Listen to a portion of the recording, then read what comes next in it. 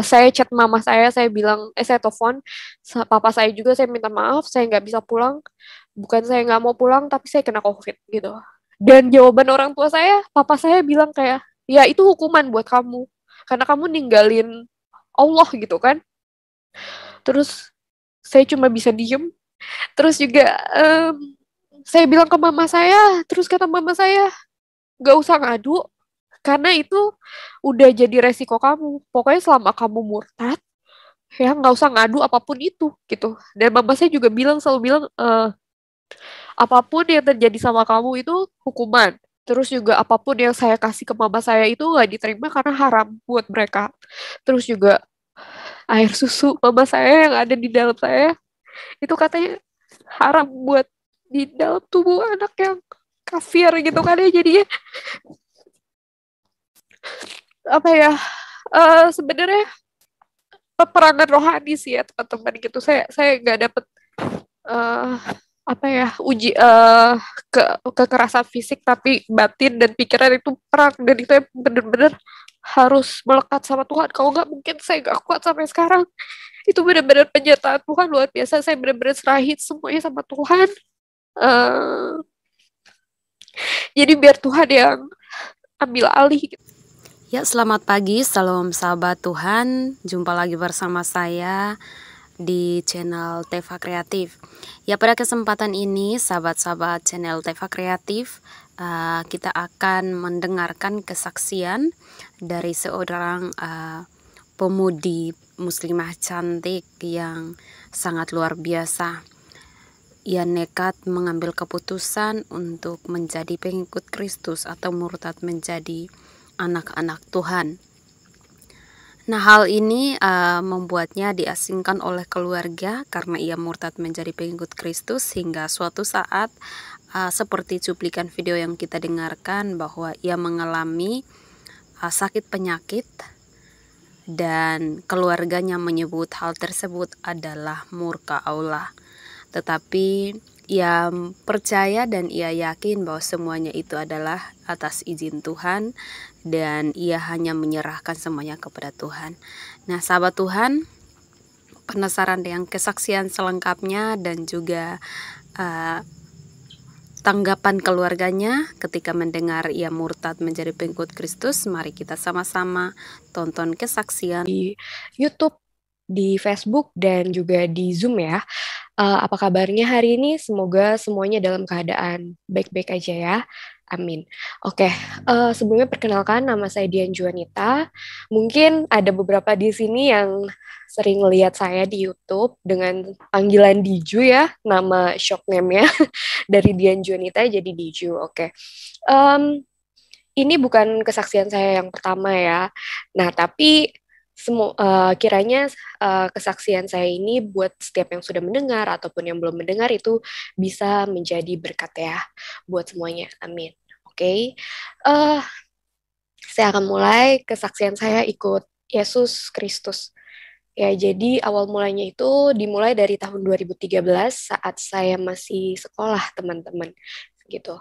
Jadi saat itu sebenarnya sepertinya sudah ada panggilan ya. Jadi kan saya dari kecil itu didoktrin kalau agama di luar Islam itu sesat, dan eh, agama Kristen itu biasanya kristenisasi gitu. Jadi dia sering narik orang untuk jadi pengikut Kristus gitu ya. Nah, karena pada saat itu saya sama sekali nggak tahu tentang kekristenan, saya cuma tahu Kristen kayak Islam, agama gitu. Nah, jadinya dan ajarannya pun berbeda ya teman-teman gitu. Kalau di agama saya yang lama, em, Yesus itu nabi, bukan Tuhan. Ya, dan Yesus itu nggak disalibkan. Yang disalibkan itu justru orang yang mengkhianati Yesus gitu. Isa Al-Masih. Jadi Yesus sendiri diangkat langsung ke surga gitu kan. Nah, oh ya, sebelumnya tadi belum perkenalkan ya, saya bukan Kristen lahir. Saya seorang murtadin, saya lahir di keluarga Islam 100%. Jadi saat ini di keluarga saya, baru saya yang menjadi pengikut Kristus. Haleluya. Dan itu saya merasa bersyukur dan saya percaya firman Tuhan, satu orang diselamatkan maka seluruh keluarganya juga diselamatkan. Saya percaya tinggal tunggu waktunya Tuhan aja. Ya, oke. Oke, saya lanjutkan ya. Jadi pada saat itu tahun 2013 kebetulan saya suka jalan-jalan ke mall ya. Nah, kebetulan di mall tersebut ada satu gereja karismatik yang besar sekali gitu. Nah, saya ngelihat di situ kok orang-orang pada ke situ pakaiannya rapi-rapi ya gitu kan dan cakep-cakep gitu kan. Rapi, bersih, mewah, menurut saya mewah, glamor gitu kan. Karena ada yang pakai jas atau pakai dress kayak gitu. Nah, terus habis itu saya tanya teman saya, kebetulan teman saya saat itu Katolik gitu. Nah, saya kan nggak tahu ya Katolik dan Kristen itu ada perbedaan dari cara ibadahnya gitu. Jadinya ya udah saya ajak aja dia. Itu apa sih, saya tanya sama dia, kok orang-orang pada ke situ dengan pakaian yang rapih dan cakep-cakep ya gitu. Dia bilang itu gereja. Hah, gereja kok di mall sih gitu kan ya. Karena kan biasanya kita tahu setiap orang ibadah pasti punya rumah ibadah masing-masing, kayak Islam di musola atau masjid gitu. Dan Kristen di gereja gitu kan dan lain-lain. Nah, jadi kebetulan itu hari Minggu dan saya tahu dia belum ibadah, jadi saya ajak dia untuk masuk ke dalam gitu. Karena satu sisi saya penasaran gitu, apa sih yang diajarin di dalam gereja gitu, dan satu sisi lain saya pengen buktiin gitu. Bener nggak ya doktrin yang saya terima selama ini kalau di dalam itu ada misionaris-misionaris yang memang bertujuan untuk kristenisasi seperti itu. Oke. Uh, Setelah saya masuk ke dalam ya teman-teman, rame kan ya, namanya juga karismatik ya gitu. Jadi kayak nonton konser, rame banget. Abis itu ternyata pas pembacaan firman, itu pas banget sama pergumulan yang sedang saya alami. Jadi saya ngerasa kok bisa pas gini ya, dan nggak tahu kenapa hati saya tuh damai. Damai banget, kayak nggak pernah ngerasain hal itu. Makanya itu yang bikin saya rindu untuk balik lagi ke gereja gitu. Ya, nah terus habis itu teman-teman uh, selesai gereja, ternyata saya mikir dikasih selembaran gitu kan, terus dia ada kayak misionaris-misionaris gitu. Saya masih bertanya-tanya nih maksudnya misionaris di sini apa ya gitu kan. Nah terus tapi saya cuma abaikan gitu aja gitu. Jadinya cuma baca oh ya nanti juga gue paham gitu. Nah habis itu saya mikirin karena firman yang tadi disampaikan sama pengkhotbahnya itu masuk ke dalam pergumulan saya dan itu membuat saya damai sejahtera gitu. Nah, akhirnya saya jadi rindu kan. Saya ajak teman saya lagi minggu depannya untuk ke gereja. Saya ajak lagi minggu depannya, saya ajak lagi gitu. Jadinya dia sampai bilang, kok yang rajin malah lu ya dibanding gue kayak gitu. Padahal yang agamanya Kristen bukan saya gitu.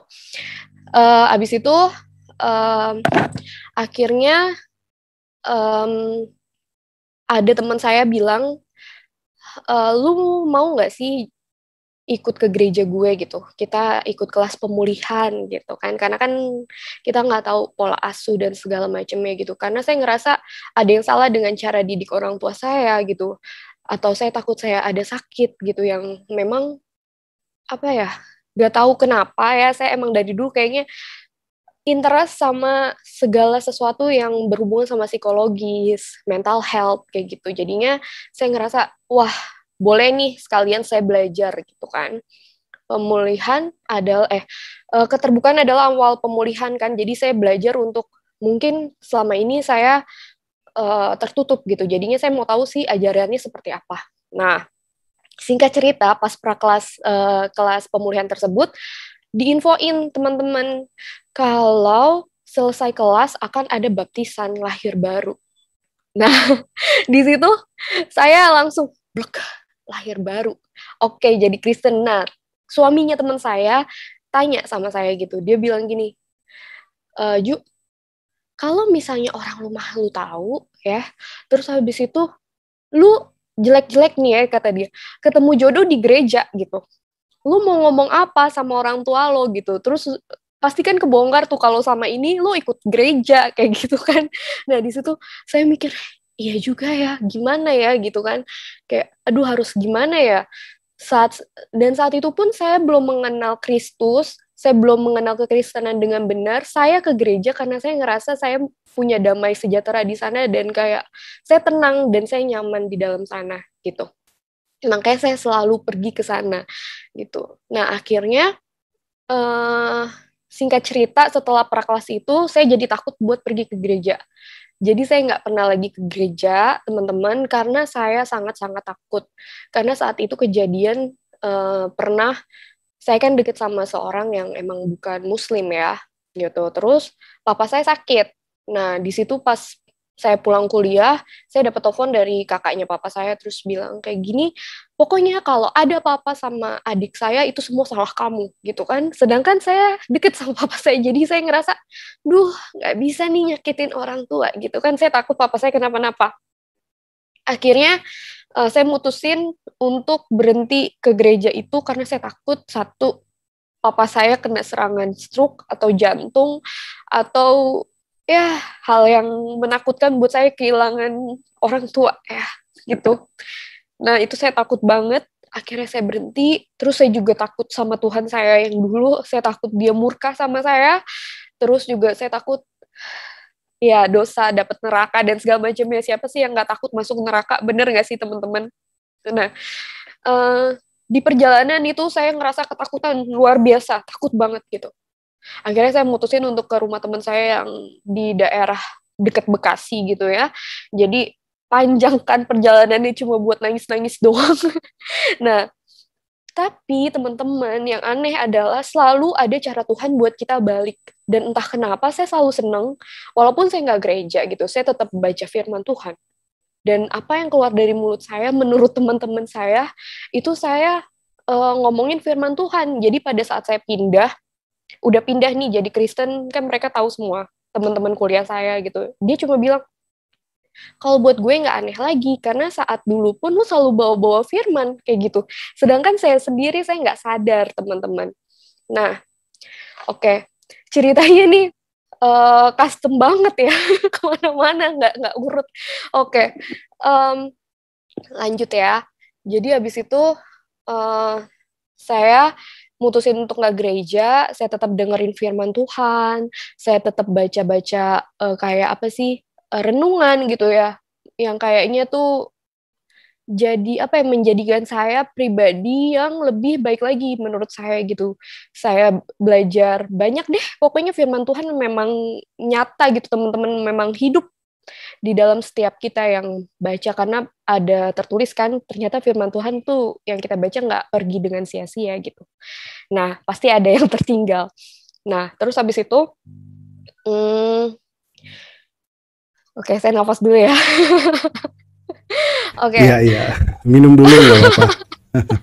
Nggak, ini santai ya Pak Franky Ya, ya. santai aja. Relax, ya. Oke. Nah, singkat cerita, akhirnya saya pakai kerudung sempat di tahun 2018. Saya mutusin pakai kerudung karena saat itu jujur teman-teman saya udah pada nikah merit sebenarnya masih di umur yang muda, menurut saya emang belum waktunya, tapi masalahnya adalah saya selalu dideketin sama orang-orang yang non muslim gitu kan jadinya susah ya gitu kalau untuk bersatu karena beda iman gitu kan ya. Nah, makanya saya cerita sama teman saya, terus teman saya bilang, ya udah pakai kerudung aja gitu. Karena saya adalah tipe orang yang nggak akan pakai sesuatu yang aturan agama gitu ya saat memang saya ngerasa saya belum siap dan saya belum benar-benar apa ya bisa melakukan semua peraturan itu gitu. Jadi buat apa kan kalau saya cuma sekedar pakai tapi saya nggak taat. Nah, itu saya nggak mau gitu kan. Akhirnya ya udah saya tahu hukumnya seperti apa wanita di sana harus pakai hijab gitu ya. Karena kalau misalnya kita nggak pakai kerudung gitu, kita buka-buka aurat, itu nanti orang tua kita yang dapat siksaan di neraka gitu. Karena tidak mengajarkan anak perempuannya dengan baik. Nah, serem ya, maksudnya siapa sih yang mau orang tuanya dapat siksaan di akhirat gara-gara kelakuan anaknya? Nggak ada yang mau pastinya. Karena kita ngerasa kita kan diajarin dari kecil tuh nggak ada yang bisa balas jasa orang tua ya. Jadinya di bumi aja belum tentu kita bisa bahagiain orang tua gitu. kalau di akhirat masih nyusahin, aduh kasihan banget ya orang tua kita gitu. Jadi oke deh, saya perhatiin kata-kata teman saya itu, terus dia bilang pakai kerudung aja, karena dengan pakai kerudung jadi jelas identitas lu. Karena memang bisa dilihat face saya itu keturunan ya, teman-teman. Jadinya setiap yang baru ketemu pasti nanya, kamu ke gereja apa ke wihara gitu, marganya apa gitu. Jadinya nggak kelihatan banget sampai apa kalau saya adalah seorang muslim. Karena waktu saya kerja dulu, pertama kali kerja di kantor yang saya yang lama, pas saya mau sholat, saya nanya kan, ini kiblatnya kemana ya? Semuanya langsung pada diem, bengong, dan ketawa. Dikirain saya bukan muslim gitu, jadi mereka kayak nggak nyangka gitu ya. Nah, akhirnya saya mutusin deh tuh buat pakai kerudung setelah saya baca-baca ya teman-teman. Saya nggak mau kan yang tadi saya bilang, saya kosong ilmu agamanya. Akhirnya setelah saya putusin untuk pakai kerudung, saya ikut kajian-kajian gitu, supaya menambah ilmu saya juga. Dan saya bisa benar-benar menjadi seorang muslimah yang sesuai dengan porsinya gitu ya, menjalankan fungsi saya dengan benar. Nah, tapi gimana ya teman-teman, saat saya pakai kerudung itu saya ngerasa kayak fake banget gitu, bukan diri saya sebenarnya gitu. Jadi kayak saya terpaksa melakukan ajaran agama ini gitu, gitu loh. Jadinya, uh, tapi kan selalu dibilang kamu tuh harus selalu istiqomah gitu, karena memang untuk jadi pengikut gitu, maksudnya untuk taat tuh kan sulit, pasti akan banyak banget uh, ujiannya gitu. Oh iya oke gitu kan, saya siap kok itu untuk menerima segala resikonya gitu. Jadi sampai saya pindah kantor teman-teman, karena gini, di kantor saya lama, di dalam ajaran saya dulu itu termasuk riba. Sesuatu yang riba itu nggak berkah, apa yang kita dapat itu nggak berkah, malah jadi apa ya, dosa. Kita makan dari uang yang katanya nggak berkah gitu kan, tapi kan nggak masuk di akal juga. Toh saya kerja dengan jujur, dengan benar, saya nggak nipu, saya nggak mencuri, tapi cuma karena segmennya aja itu termasuk dosa gitu kan. Nah ya udah deh, akhirnya situ saya mutusin untuk oke, pindah kerja yang nggak riba gitu. Jadi bener-bener pengen hijrah ya, hijrah. Ternyata hijrah beneran teman-teman, ya kan, bener-bener ketemu Tuhan yang bener gitu. Ini pertama kali saat saya pindah, saya jauh dari keluarga saya hidup sendirian gitu. Saya berjuang ya jauh dari rumah setelah 20 tahun nggak pernah jauh dari orang tua. Akhirnya jauh dari orang tua, ngurusin apa-apa sendirian gitu kan, yang biasanya ada yang bantuin. Wow, ini satu hal yang baru banget buat saya gitu. Sempet nangis kayak, aduh Tuhan berat banget gitu, ya Allah berat banget sih gitu kan. Harus kayak gini, ya tapi aku mau sabar gitu. Mungkin ini yang memang harus aku jalanin kayak gitu kan. Ya udah, singkat cerita, di tahun 2019 saya ketemu teman kecil saya. Nah, teman kecil saya ini punya pergumulan di dalam urusan rumah tangganya dia. Nah, akhirnya gimana ya? Karena setiap orang yang cerita ke saya, yang saya ingat itu adalah firman Tuhan gitu. Jadi saya kuatin dia dengan firman. Terus juga akhirnya saya ajak dia ke gereja. Akhirnya saya juga jadi ikut gereja, teman-teman. Dan itu saya masih pakai kerudung. Akhirnya pas gereja itu saya lepas kerudung dulu, baru saya ikut ibadah gitu. Dan lama-lama saya ngerasa kayak, aduh, kok gue kayak mengkhianati kepercayaan saya sebelumnya gitu. Terus juga kayak menduakan Tuhan, waduh nggak bisa gini nih, saya harus ambil keputusan gitu kan. Itu galau banget ya teman-teman. Saya ngerasa kayak nggak bisa setengah-setengah gitu. Akhirnya saya bilang ke mama saya chat gitu kan, cuma pertanyaan aja, Mam, kalau misalnya aku pindah agama gimana gitu kan. Udahlah, langsung kan kena kena apa sih, omelan gitu ya. Terus ya udah, aku cuma diem dan cuma bisa nangis doang gitu ya teman-teman selama perjalanan pulang. Jadi saya setiap Sabtu Minggu pulang ke rumah terus balik lagi ke tempat saya kerja gitu. Nah itu cuma bisa nangis doang sepanjang perjalanan, tapi itu jadi pergumulan ya buat saya teman-teman. Dan pada akhirnya saya mutusin untuk ikut Yesus itu gara-gara di akhir 2019, dari awal bulan Desember itu saya kayak orang nggak punya harapan gitu, depresi. Setiap jam 2 pagi saya kebangun dan cuma bisa nangis, yang cuma ngerasa sendirian banget, kayak nggak ada seseorang yang nemenin saya berjuang sendirian, padahal kayak punya masalah yang berat banget gitu. Padahal saya nggak ada masalah di kantor, saya nggak ada masalah di rumah, saya nggak ada masalah sama siapa-siapa gitu. Hidup saya normal-normal aja, tapi nggak tahu kenapa batin saya ini bener-bener kosong, sepi, kayak udah nggak apa ya, nggak punya rasa pengen hidup lagi gitu loh, ya kan. Jadi saya cuma bisa bangun setiap jam 2 pagi, cuma bisa nangis sampai tetangga kosan saya bilang gue kira ada kuntil anak gitu kan, nangis-nangis taunya elu yang nangis gitu. Ya udah, jadi kadang lucu sendiri kalau inget-inget itu ya. Nah, akhirnya pada tahun 2019 itu pas bulan Desember, kan pas mau Natal, saya masih kerja paginya. Saya chatan sama salah satu teman saya di kantor pusat. Saya kan di cabang ya, teman-teman. Nah, terus habis itu dia bilang kayak gini sama saya, lu ngerayain Natal nggak sih? Gitu kan, dia tanya sama saya. Terus saya bilang sama dia gini, aduh nggak tahu ya, gitu. Gue sering gereja, gue senang dengerin firman, tapi gue bukan berasal dari orang, dari keluarga yang latar belakangnya Kristen gitu. Gue Muslim, gitu kan. Terus dia tanya lagi sama saya, menurut lo Yesus itu Tuhan bukan? Dia nanya kayak gitu. Saya cuma bisa bilang, waduh saya nggak bisa jawab nih gitu kan, karena di agama saya Yesus itu nabi, cuma nabi gitu, cuma manusia biasa. Jadi sorry ya, gue nggak bisa jawab dulu, aku bilang kayak gitu kan. Ya udah, akhirnya tanggal 24 itu saya pulang ke rumah sekalian mau balikin adik saya, karena kondisi saya kan kayak ngerasa sepi gitu. Saya ngerasa kayak kayaknya kalau ada temen saya bakalan lebih baik gitu ya, karena ada yang nemenin.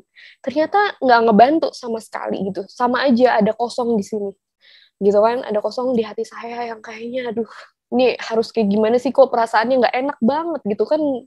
Pernah ngerasain nggak sih kayak ada beban berat banget di sini tuh, kayak ya nggak ada apa-apa isinya gitu, bener-bener hampa.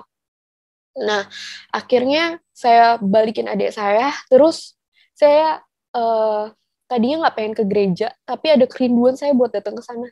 Gitu, saya nggak punya persiapan apa-apa, saya nggak bawa baju yang bagus gitu ya, cuma baju rumahan aja.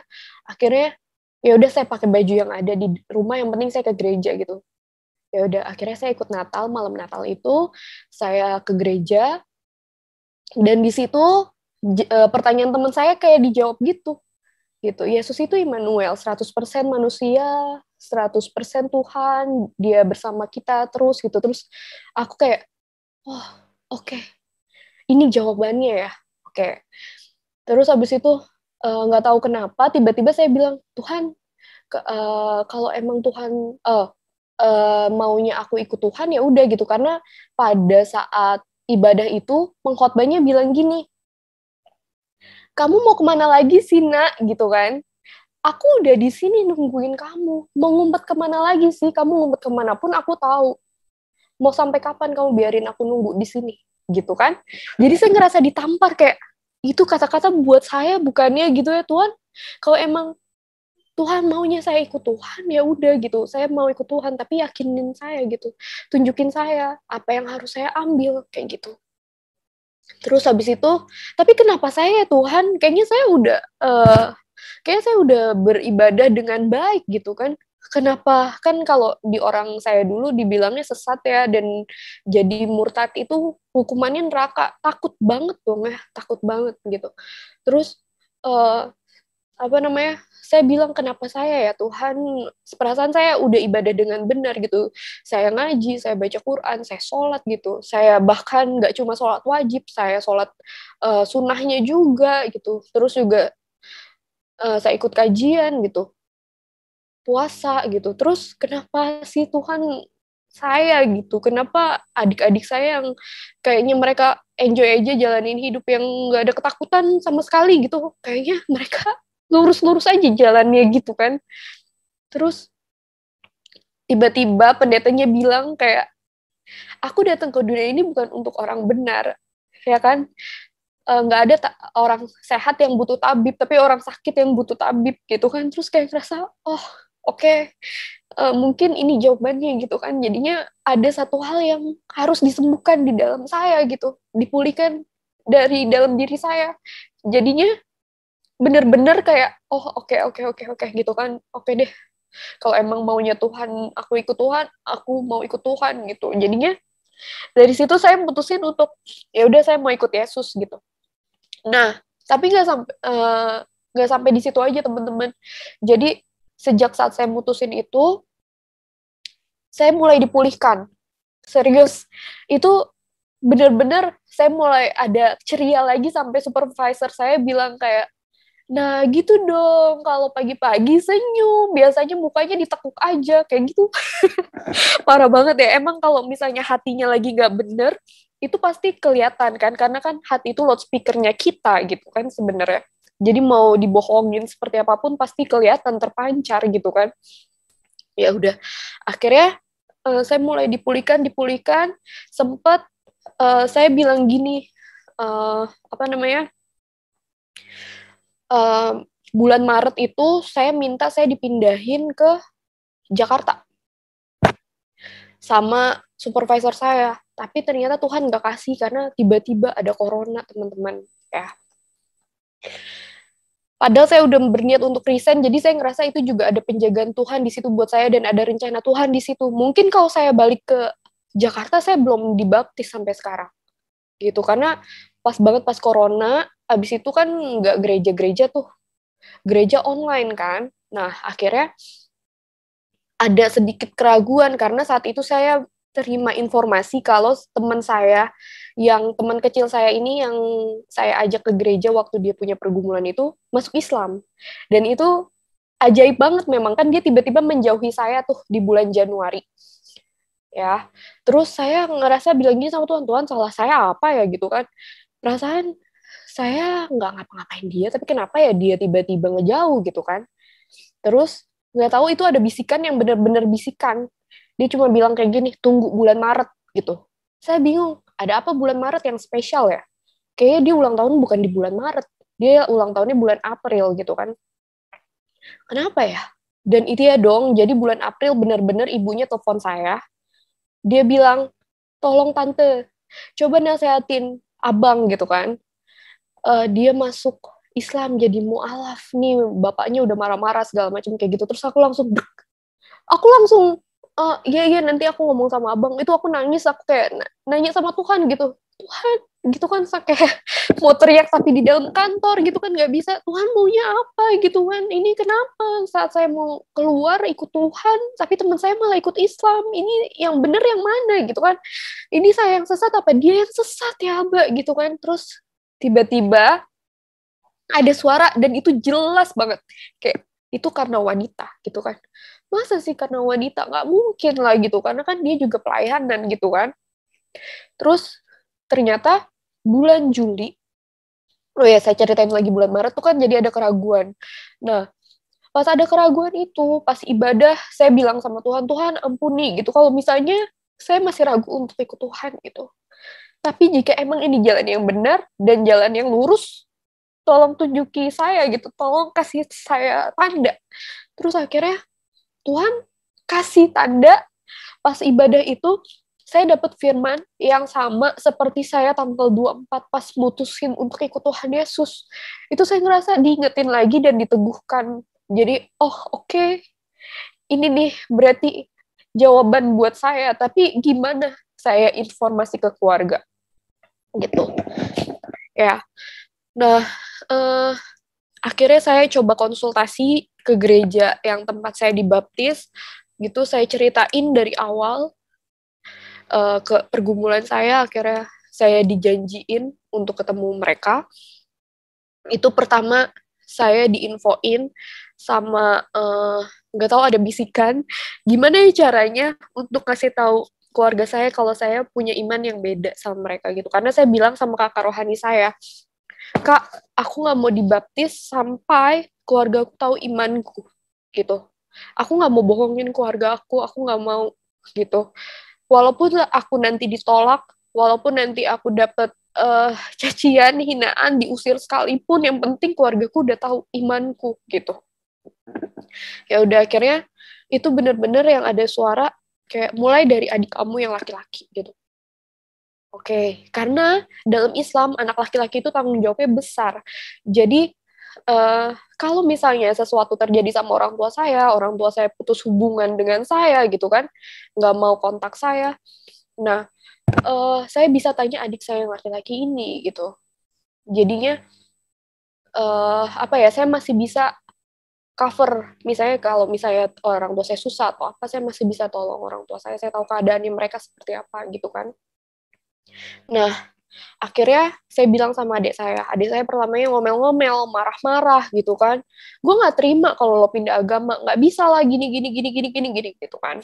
Terus akhirnya saya bilang gini sama dia, gue nggak bisa jelasinnya gimana. Ini lo harus alamin sendiri gitu, karena ini pengalaman pribadi yang apa ya, setiap orang pasti beda-beda punya pengalaman pribadi sama Tuhan dan emang dia ada buat hidupku gitu kan.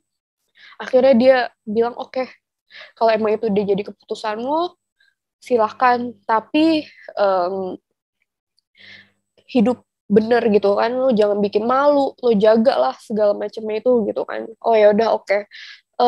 Tapi gue tetap jadi kakak lo nggak gitu, lo tetap terima gue jadi kakak lo nggak? Dia bilang ya mau gimana, darah itu kuat, dia bilang kayak gitu. Oh ya udah oke, thank you ya udah memahami dan menerima gitu. Kayak dari situ aku tanya lagi, Tuhan kemana lagi nih gitu kan. Ya udah, terus tiba-tiba dibilang ke papa gitu. Ya oke. Akhirnya saya telepon papa saya. Kebetulan papa saya saat itu ada di rumah kakak saya di luar kota ya, karena papa saya tuh udah umur 70-an ya, teman-teman. Jadinya dia tuh deket sama saya sama kakak saya. Jadi kalau ada apa-apa mau cerita, kalau nggak ke kakak saya, ke saya. Nah, karena saya belum settle ya, jadi maksudnya masih ngekos gitu-gitu segala macam, jadi dia sekalian lah ke rumah kakak saya, ketemu cucu juga kan, main ya. Nah, akhirnya Pak, saya telepon papa saya ceritain semuanya, Pak, aku mau pindah iman gitu kan. Karena saya baru sadar kalau agama dan keimanan itu beda. Kita bisa beragama Islam, tapi belum tentu kita punya iman Islam. Kita bisa beragama Kristen, tapi belum tentu iman kita Kristen gitu. Dan saya baru tahu kalau Kristen itu adalah gaya hidup ya. Jadi, ya beda kan. Jadi saya bilang, saya mau pindah iman, Pak. Gitu kan. Papa saya langsung bilang gini, ini yang Papa takutin. Nah, itu saya ngerasa kayak papa saya udah tahu dan udah paham nih. Maksudnya udah cium bau-baunya nih anak. Kayaknya bakalan convert gitu kan. Terus, oke, papa nggak marah, tapi papa cuma sedih. Papa nggak tahu mau ngomong apa nanti sama orang tua papa gitu, kalau papa ketemu di akhirat gitu kan. Sama nenek kamu, sama kakek kamu gitu, kalau cucunya tuh murtad gitu. Terus, ya udah kita omongin nanti, kamu pikirin lagi aja. Selesai dong. Nah, yang paling berat itu saya kasih tahu ke mama saya, karena mama saya orangnya keras, dan saya nggak tahu uh, gimana cara mulainya. Jadi tepat hari Rabu, pas malamnya jam 8 itu, saya mau ketemu pendeta saya buat konsultasi lagi masalah kelas baptisan. Di situ, tiba-tiba pagi-pagi mama saya bilang, jadi 3 hari berturut-turut mama saya selalu chat saya pagi, udah sholat belum, tahajud, sholat subuh, gitu. Pokoknya ngingetin saya terus gitu. Tiba-tiba saya bilang, mama mimpiin kamu nih, mama mimpiin kamu, dia bilang kayak gitu. Terus di hari itu, di hari Rabu, eh apa namanya, mama saya bilang, mama apa ngingetin saya sholat kan, terus saya langsung bilang, mah aku mau pindah iman gitu. Terus mama saya cuma bilang, mama udah tahu gitu kan. Terus dia bilang, mama mimpiin kamu gitu. Kamu jalan di jembatan, mama panggil-panggil, kamu nggak nengok gitu. Mama panggil-panggil, kamu nggak nengok, mama kejar, mama peluk, tapi kamu nggak nengok sama sekali. Mama aku bilang kayak gitu. Dan jembatan itu mau patah, di bawahnya itu ada duri. Mama aku bilang kayak gitu kan. Nah, mama serem banget liatnya gitu kan. Terus aku juga jadi takut dong, teman-teman, apakah itu artinya aku akan masuk neraka, apakah artinya aku sesat gitu kan. Akhirnya aku ceritalah sama kakak rohaniku gitu. Aku bilang, Kak, tadi mama chat aku gitu kan. Aku begini, begini, begini, mama bilang kayak gini, mama mimpiin kayak gini gitu. Terus kakak rohaniku cuma bilang, iya bawa dalam doa ya dek, mama mimpi kayak gitu sebenarnya gini gitu kan. Jembatan itu identik dengan perpindahan dari satu tempat ke tempat yang lain. Kamu akan berpindah tempat dari iman yang mati ke iman yang hidup gitu. Kenapa sih jembatannya itu harus patah gitu? Karena iman yang mati dan iman yang hidup itu nggak bisa disatuin gitu. Terus kenapa ada duri? Ya itu akan jadi duri dalam keluarga kamu karena keputusan kamu yang sekarang kayak gitu. Dari situ aku kayak, oh oke, mungkin ini jawabannya gitu. Terus nggak sampai di situ dong, karena takut banget. Kita kan diajarin di dalam firman Tuhan ada yang bilang kalau kita harus selalu menghormati orang tua kalau kita mau panjang umur di bumi ini gitu kan ya istilah. Isinya seperti itu gitu. Saya takut dengan saya menjadi seorang Kristen apakah saya melawan orang tua saya gitu. Artinya saya tidak patuh juga sama firman Tuhan, tidak menghormati orang tua saya gitu, membangkang. Ternyata ada lagi firman Tuhan bilang kayak gini saya nemu. Jadi setiap pergumulan itu saya ngerasa saat saya baca Alkitab tuh kayak jawaban-jawaban dari Tuhan. Jadi kayak ngerasa Tuhan lagi ngobrol sama saya gitu. Kayak tidak siapa yang lebih menyayangi mengasihi orang tuanya dibanding aku, dia tidak layak bagiku. Siapa yang mengasihi saudara perempuannya, saudara laki-lakinya dibanding mengasihi aku, dia tidak layak bagiku. Aku nggak mau menjadi yang nggak layak buat Tuhan gitu. Terus aku jadi oke, aku ikut Tuhan bukan satu hal yang buruk. Aku tahu rancangannya Tuhan itu lebih sempurna dibanding rancanganku gitu kan. Jadinya ya udah Tuhan, apapun resikonya aku ambil gitu. Terus juga dikuatin dengan firman Tuhan yang bilang kalau misalnya orang tua kamu ngebuang kamu gitu kan, tidak ngakuin kamu, Tuhan akan ganti berkali-kali lipat gitu kan. Dan itu benar kayak terjadi di dalam hidup aku gitu. Tuhan benar-benar, firman Tuhan itu benar-benar hidup di dalam hidup aku gitu. Jadi ya nggak ada alasan lagi buat saya untuk balik lagi gitu kan. uh, Jadinya luar biasa sih, penyertaan Tuhan itu benar-benar luar biasa. Jadi kita emang harus apa ya, punya keluarga rohani iya, terus juga ngelekat erat sama Tuhan, dan apapun itu harus tanya sama Tuhan gitu. Karena sebenarnya nggak ada yang kebetulan di dunia ini. Jadi kalau misalnya tiba-tiba kita dapat firman Tuhan itu kayaknya satu hal jawaban dari Tuhan gitu. Nah, terus juga kenapa sih akhirnya saya mutusin buru-buru gitu untuk baptisan gitu, karena saya ingat firman Tuhan yang seperti ini saat Yesus ajak muridnya, dia bilang saya harus apa namanya menguburkan ayah saya dulu atau apa gitu kan. Nah, di situ saya ngerasa eh, apa sih namanya hal yang lebih penting, maksudnya eh, yang di dunia ini udah punya tugasnya masing-masing gitu. Jadi jangan kalau disuruh ikut Tuhan gitu, udah jangan nanti-nanti. Ayo langsung ikut gitu kan. Nah, makanya di situ saya juga ngerasa, oh berarti saya emang harus ambil keputusan nih. Saya harus ikut Tuhan secepatnya, jangan dinanti-nanti lagi gitu kan. Karena apa ya teman-teman, kita nggak tahu kita hidup sampai kapan, dan jangan sampai saat kita benar-benar pulang, kita benar-benar nggak apa ya sia-sia gitu. Nah, sebenarnya saat ikut Kristus itu kayak kembali ke rencana awalnya Tuhan gitu. Yang tadinya kan udah nggak di track-nya nih. Tapi setelah kita ikut Kristus, ya kita benar-benar dibalikin ke rencana Tuhan yang awal lagi gitu. Nah, dari situ akhirnya saya ikut kelas baptisan. Dan ya, puji Tuhan, saya dibaptis tanggal 8 September 2020, jadi belum 1 tahun ya, nanti Independence Day saya di bulan September, dan ya banyak keajaiban terjadi di dalam hidup saya saat saya ikut Tuhan Yesus gitu. Jadi benar-benar apa ya, setiap firman Tuhan itu benar-benar real terjadi. Saya sempat kena COVID di Oktober 2020. Di situ apa ya, saya nggak bingung, takut dan segala macamnya.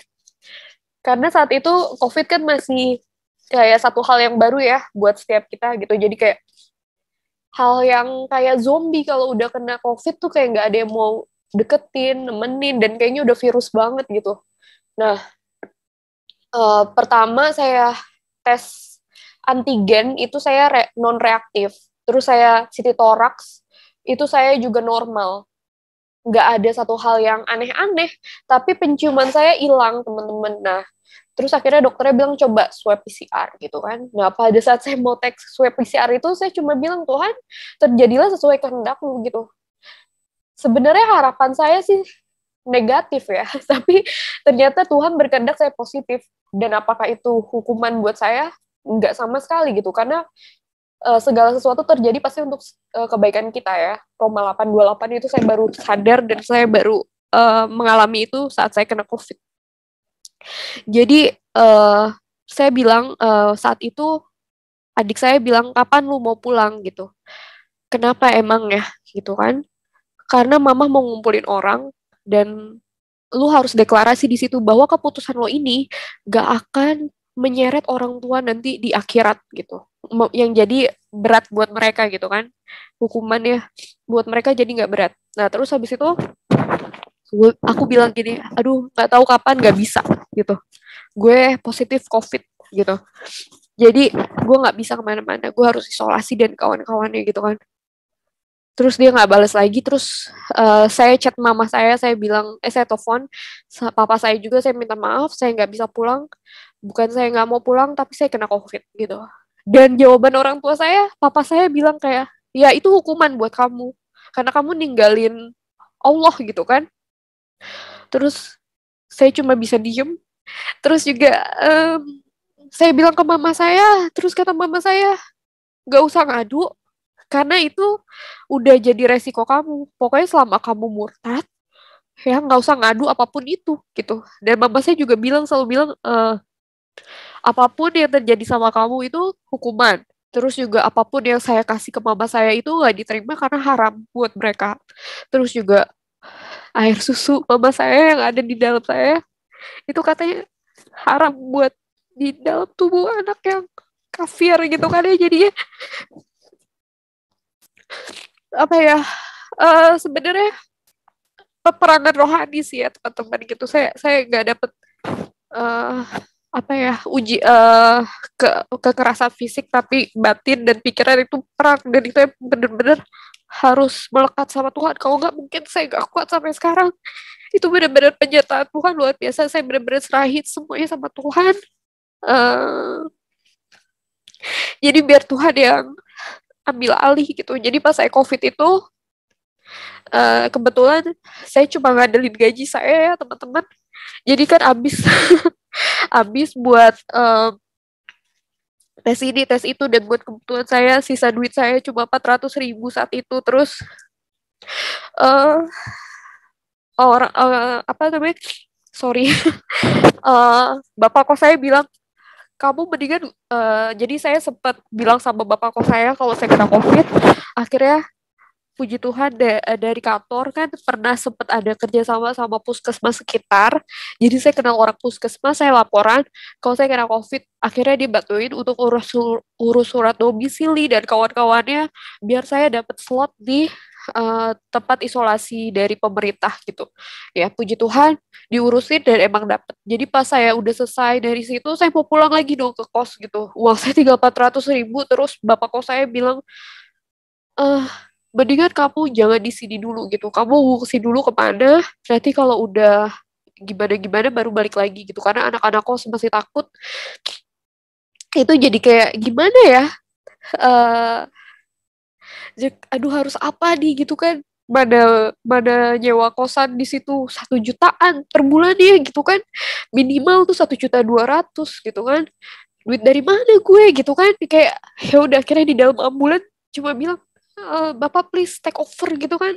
Aku udah gak tahu deh mau gimana, terserah mau dibawa kemana. Aku tahu kok rencanamu lebih indah dari rencana aku, dan pastinya aku gak akan jatuh tergeletak. Aku bilang kayak gitu, please take over Bapak gitu. Dan ternyata beneran pas sampai puskesmas itu kakak rohani saya kasih saya pinjaman 1 juta gitu kan. Jadinya aduh Tuhan terima kasih gitu. Jadi seenggaknya saya punya tempat gitu. Dan emang gak akan kekurangan teman-teman, jadi jangan pada takut gitu. Jadi kan kalau bisa dibilang uang saya sisa 200.000 sampai nanti gajian lagi gitu ya. itu buat makan gimana, dan bener-bener saya kayak nggak kekurangan sama sekali bahkan untuk makanan gitu. Jadinya di situ saya ngerasa, oh oke, gitu. Di sini saya belajarnya pada saat kena COVID adalah gini. Selama ini saya ngandelin kekuatan saya sendiri. Saya ngandelin kekuatan saya sendiri karena dari awal saya lulus bahkan ya, itu saya nggak pernah ngerepotin orang tua saya. Nggak pernah saya minta uang spesial pun sama orang tua saya gitu. Bahkan kuliah pun saya beasiswa gitu. Jadi ya, eh, apa ya, saya ngerasa saya mampu sendirian gitu. Dan ternyata itu sangat apa ya, berpengaruh dalam hidup saya jadi nggak trust sama orang gitu. Saya ngerasa kalau orang lain yang eh, apa yang ngambil alih semuanya dan saya nggak ikut turun, itu nggak akan berjalan gitu. Jadi bener-bener kayak Tuhan tuh mau balikin, kayak lu nggak bisa sendirian nih. Kalau lu sendirian lu capek gitu, lu harus serahin sama gue gitu. Lu lakuin bagian lo dan gue yang akan bertanggung jawab sisanya. Jadi kayak bener-bener mengenal hati Bapak lagi kayak gitu kan. Mulihin saya bahwa saya harus belajar untuk percaya gitu, harus belajar jangan mengandalkan kekuatan saya sendiri gitu, dan itu nggak baik buat diri saya. Jadi Roma 8:28 lagi teman-teman. Jadi banyak banget sebenarnya kejadian-kejadian luar biasa gitu ya, kalau misalnya kita ikut Yesus. Dan emang Roh Kudus itu tadi ya benar-benar petunjuk. Jadi saat saya tanya sama tentang teman saya itu yang bulan Maret ada bisikan karena wanita, dan itu benar-benar kejawab. Di bulan Juli saya dapat informasi dia nikah sama teman kantornya yang muslim gitu, dan ya posisinya jauh di atas dia dan bisa mencukupi dia, padahal dia laki-laki ya teman-teman. Jadi dan dia meninggalkan istri dan anaknya. Aduh Tuhan Yesus gitu kan, tuh kayak aduh, bener-bener deh Roh Kudus itu bener-bener ada dan bener-bener hidup. Dan ya biar kita nggak sesat, dia selalu kasih kita petunjuk gitu sih. Mungkin itu aja ya Pak.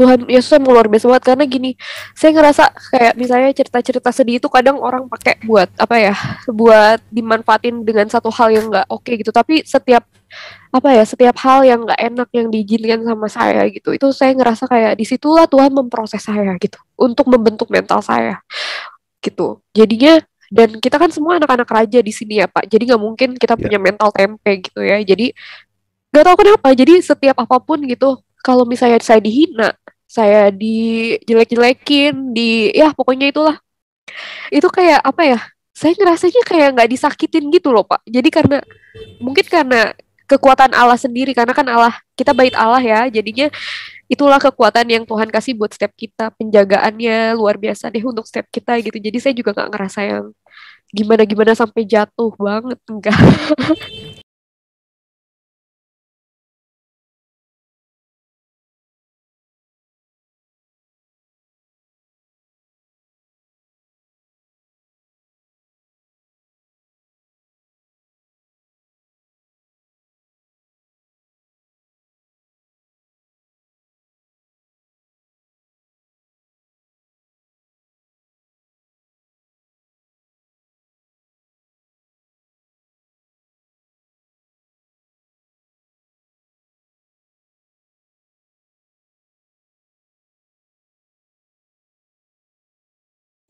Ya sahabat Tuhan, sebab itu seperti yang dikatakan Roh Kudus pada hari ini, jika kamu mendengar suaranya, janganlah keraskan hatimu seperti dalam kegeraman pada waktu pencobaan di padang gurun, di mana nenek moyangmu mencobai aku dengan jalan menguji aku, sekalipun mereka melihat perbuatan-perbuatanku 40 tahun lamanya.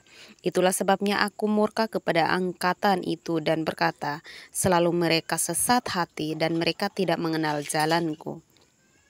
Sehingga aku bersumpah dalam murkaku, mereka takkan masuk ke tempat perhentianku. Waspadalah hai saudara-saudara, supaya di antara kamu jangan terdapat seorang yang hatinya jahat dan yang tidak percaya oleh karena ia murtad dari Allah yang hidup. Tetapi nasihatilah seorang akan yang lain setiap hari selama masih dapat dikatakan hari ini, supaya jangan ada di antara kamu yang menjadi tegar hatinya karena tipu daya dosa. Karena kita telah beroleh bagian di dalam Kristus, asal saja kita teguh berpegang sampai kepada akhirnya, pada keyakinan iman kita yang semula.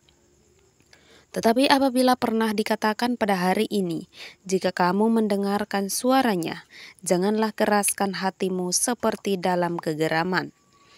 Siapakah mereka yang membangkitkan amarah Allah, sekalipun mereka mendengarkan suaranya?